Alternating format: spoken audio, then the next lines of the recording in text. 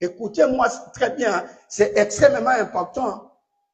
Lorsque vous avez vos clauses entre messieurs et dames, faites attention avec ça.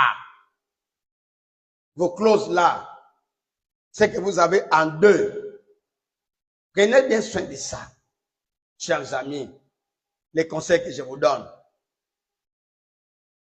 Ne permettez pas à Satan de ronger votre famille, à enseigner votre famille. Donc, lorsque vous êtes en train de dormir, faites-tout de dormir avec une bonne humeur. Vous êtes en train de rêver avec une bonne humeur. Ne vivez pas dans les cache-cache. Donc, tel que tu es là, tu as quelque chose que ta femme ne connaît pas. La femme a quelque chose que le mari ne connaît pas. Ah, bien aimé, vous allez traîner votre famille. Vous ne serez pas bénis comme ça. Il ne faut pas de cache-cache entre messieurs et dames. Lorsque vous sortez de ça, vous allez voir, vous allez prospérer. À des fois, pourquoi les gens n'ont même pas des enfants forts, des enfants bénis? Parce que la plupart de leurs grossesses, c'est seulement brusquement. Donc, toutes les grossesses viennent seulement brusquement.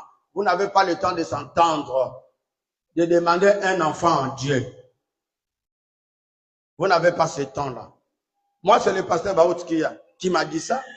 Il dit non, moi, je me retrouvais toujours avec ma femme et on priait, on disait, Seigneur, nous voulons tel enfant. Il t'amène et Dieu nous donnait. Amen.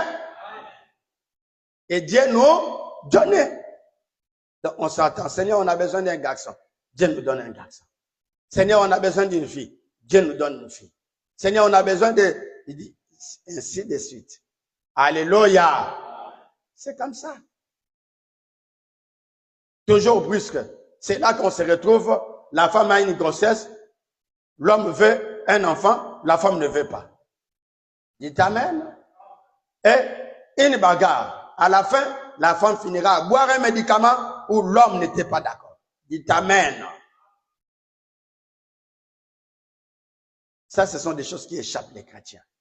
On a trop prêché les gens, les mystères, mais dans leur maison, ils vivent comme des démons. Ils sont nombreux. Ils sont nombreux. Dans cet âge, si la chute a monté à la chair, à combien de fois dans l'église? Vous devez évaluer. C'est-à-dire que s'il y a un temps où nous devons faire sérieux avec le Seigneur,